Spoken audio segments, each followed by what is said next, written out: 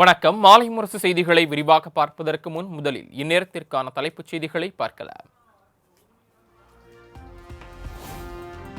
டிட்கோ சார்பில் 3 நாட்கள் நடைபெறும் ஏரோ டெஃப்கான் 2025 கண்காட்சி மற்றும் கருத்தரங்கு இன்று தொடக்கம்.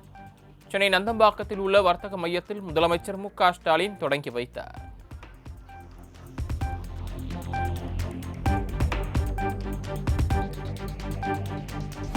தமிழ்நாடு பாதுகாப்பு தொழில்துறை வளர்த்திட திட்டத்தை தொடங்கியதிலிருந்து சுமார் 29,000 கோடி ரூபாய் முதலீடுகள் ஈர்க்கப்பட்டுள்ளன.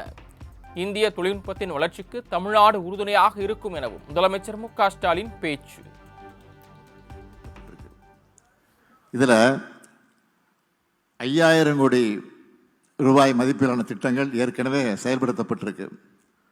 2032க்குள்ள 75,000 கோடி ரூபாய் முதலீட்டை ஈர்க்க நாங்கள் இலக்கு நிர்ணயிச்சிருக்கிறோம். உற்பத்தி சங்கிலிக்கு சான்றா இருக்கு.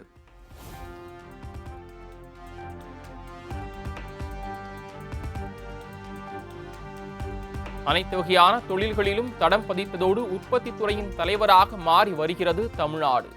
மின்னணு பொருட்கள் ஏற்றுமதியில் தமிழ்நாடு முன்னிலையில் உள்ளதாக முதலமைச்சர் மு.க.ஸ்டாலின் பெருமிதம்.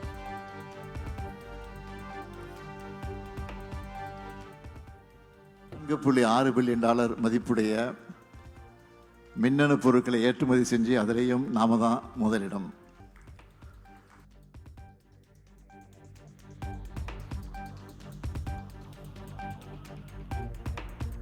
அதிமுக பொதுச் செயலாளர் எடப்பாடி பழனிசாமியுடன் பாஜக தேர்தல் பொறுப்பாளர் பைஜெயந்த் பாண்டா சந்திப்பு.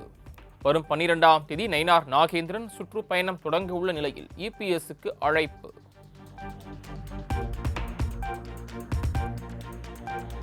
கரூரில் நெரிசலில் சிக்கி உயிரிழந்த தனுஷ்குமார் என்பவரின் தாயார் உமா மகேஸ்வரியுடன் வீடியோ காலில் விஜய் ஆறுதல். தான் என்றும் உங்கள் சகோதரனாக இருப்பேன் எனவும் விரைவில் உங்களை சந்திக்க நேரில் வருவதாகவும் உறுதி.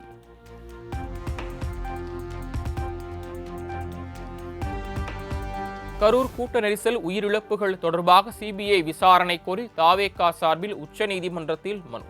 சிபிஐ விசாரணை கோரும் தாவேகாவின் மனு வரும் 10ஆம் தேதி விசாரணைக்கு வரும் என உச்சநீதிமன்றம் அறிவிப்பு.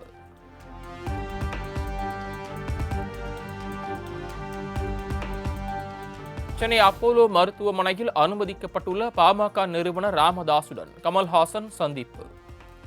ராமதாசிடம் உடல்நலம் குறித்து கேட்டறிந்தார் மக்கள் நீதி மய்யம் தலைவர் கமல்ஹாசன்.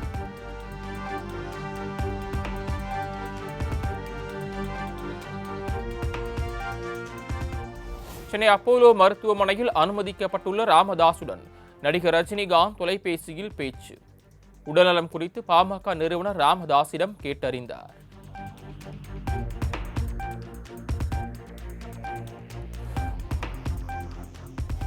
சென்னையில் பிரபல துணிக்கடை நிறுவன உரிமையாளர்களின் வீடுகள் மற்றும் கடைகளில் ஐடி சோதனை. வரி ஏய்ப்பு புகாரின் பேரில் வருமான வரித்துறை அதிகாரிகள் சோதனை என தகவல்.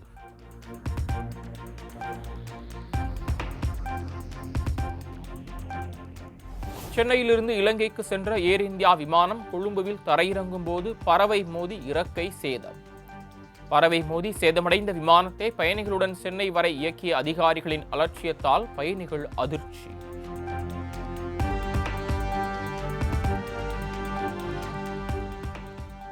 சென்னையில் ஆபரண தங்கத்தின் விலை சவரனுக்கு 600 உயர்வு. ஒரு சவரன் தங்கம் விலை 89,600க்கு விற்பனை.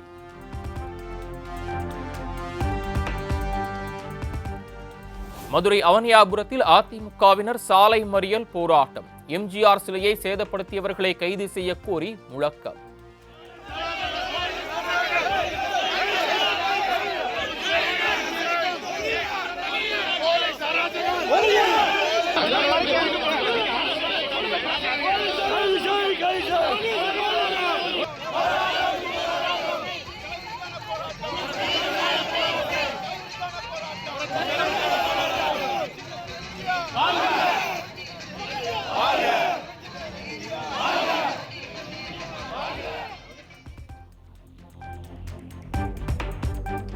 வண்டலூர், கிண்டி, வேலூர், அமிர்தி, சேலம், குரும்பப்பட்டி ஆகிய இடங்களில் உள்ள 4 உயிரியல் பூங்காக்களை மேம்படுத்த முடிவு.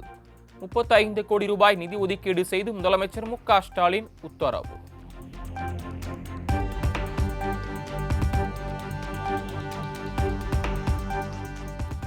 தமிழ்நாடு, மத்திய பிரதேசம், ராஜஸ்தானை தொடர்ந்து கோல்ட்ரிப் இருமல் மருந்துக்கு தடை விதித்து புதுச்சேரி அரசு உத்தரவு. சுங்குவார் சத்திரம் ஆலையில் தயாரிக்கப்பட்ட கோல்ட்ரிப் இருமல் மருந்து அருந்தி 14 குழந்தைகள் உயிரிழந்ததாக கூறப்படும் நிலையில் நடவடிக்கை.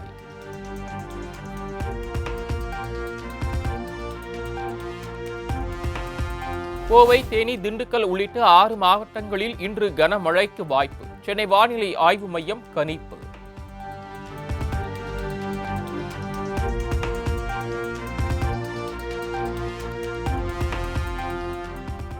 திருவண்ணாமலை அண்ணாமலையார் கோயிலில் கிரிவலம் முடித்துக் கொண்டு ஊர்களுக்கு செல்ல ரயில் நிலையத்தில் குவிந்த பக்தர்கள் கூட்டம். ரயில்களில் ஒருவருக்கொருவர் முண்டியடித்துக் கொண்டு ஏறியதால் பரபரப்பு.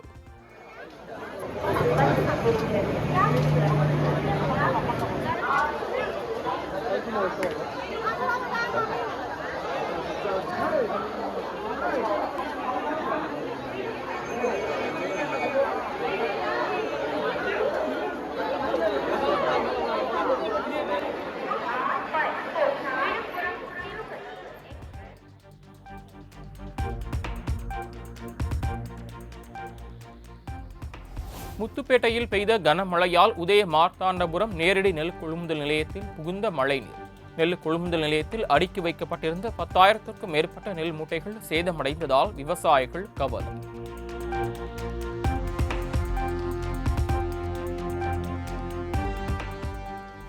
தஞ்சை மாவட்டம் திருவையாறு சுற்றுவட்டார பகுதிகளில் கொட்டி தீர்த்த கனமழை.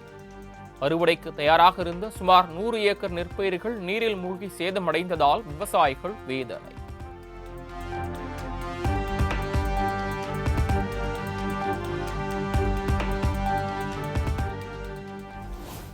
கலசல் மீன்களுக்கு உரிய விலையை நிர்ணயம் செய்ய வலியுறுத்தி தூத்துக்குடியில் விசைப்படகு மீனவர்கள் வேலை நிறுத்தம். மீனவர்கள் கடலுக்கு மீன்பிடிக்க செல்லாததால் சுமார் 275க்கும் மேற்பட்ட விசைப்படகுகள் துறைமுகத்திலேயே நிறுத்தி வைப்பு.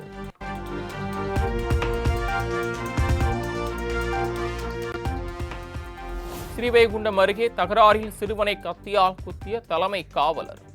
தலைமை காவலரை கைது செய்து காவல்துறையினர் விசாரணை.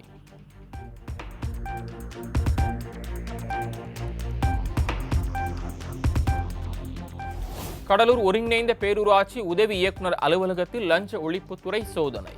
கணக்கில் வராத 5,79,000 ரூபாய் பறிமுதல்.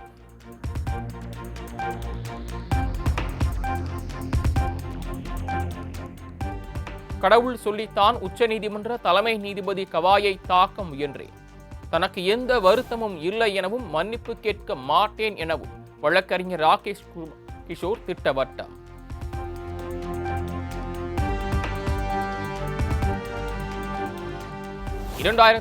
ஆண்டு இதே நாளில் நான் முதன்முறையாக குஜராத் முதலமைச்சராக பதவியேற்றேன்.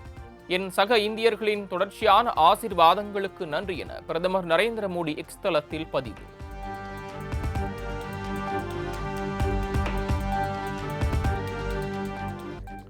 உத்தரகாண்டில் சிறுபான்மையினர் கல்வி நிறுவனங்களை மாநில அரசின் கல்வி முறையில் ஒருங்கிணைக்கும் மசோதாவுக்கு ஆளுநர் ஒப்புதல். உத்தரகாண்ட் மதராசா வாரியம் கலைக்கப்பட்டு அனைத்து மதராசா பள்ளிகளுக்கும் மாநில அரசின் கட்டுப்பாட்டில் கொண்டுவர இருப்பதாக தகவல்.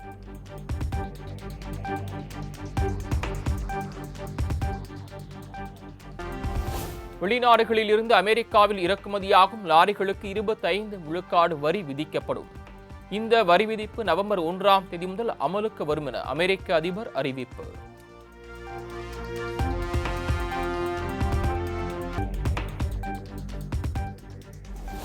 மகாராஷ்டிராவில் மனைவியிடமிருந்து விவாகரத்து பெற்ற மகனுக்கு பாலாபிஷேகம் செய்த தாய். வரதட்சணையை திருப்பிக் கொடுத்ததை கேக் வெட்டி கொண்டாடிய இளைஞர்.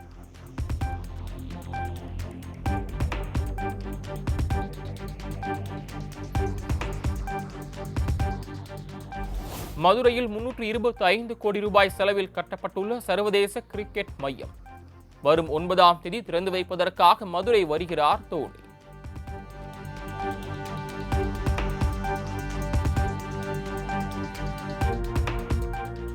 இந்தியாவுக்கு எதிரான ஒருநாள் மற்றும் T20 தொடருக்கான ஆஸ்திரேலிய அணி அறிவிப்பு.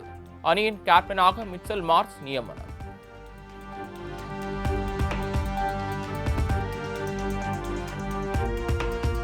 மகளிர் உலகக்கோப்பை கிரிக்கெட் தொடரில் தென்னாப்பிரிக்க அணி அபார வெற்றி. 6 விக்கெட்டுகள் வித்தியாசத்தில் நியூசிலாந்து அணியை வீழ்த்தி அசத்தல்.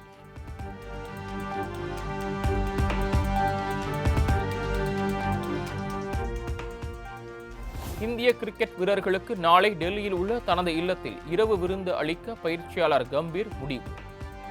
வரும் 10ஆம் தேதி மேற்கிந்திய தீவுகளுக்கு எதிரான 2வது டெஸ்ட் போட்டி டெல்லியில் தொடங்க உள்ள நிலையில் விருந்து.